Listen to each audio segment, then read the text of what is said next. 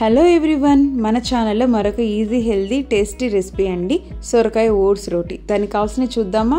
తురుముకున్న సొరకాయ 2 కప్పులు, oats powder 2 కప్పులు, శనగపిండి 1/2 కప్పు, సన్నగా కట్ చేసిన పెద్ద ఉల్లిపాయ ముక్కలు 1 కప్పు, సన్నగా కట్ చేసిన 3 పచ్చిమిరపకాయ ముక్కలు.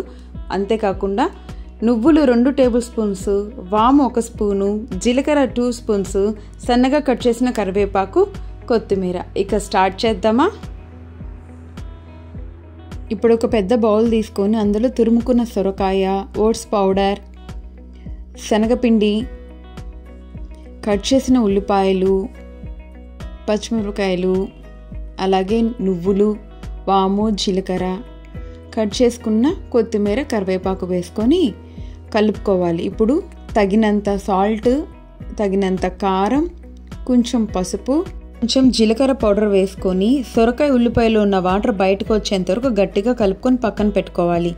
ఇప్పుడు బటర్ పేపర్ మీద ఆయిల్ అప్లై చేసుకొని కలుపుకున్న దానిలో నుంచి చిన్న చిన్న ఉండలుగా చేసుకొని ఉండల్ని తడుతూ ఆయిల్ అప్లై చేసుకుంటూ రొట్టెలా చేసుకోవాలి.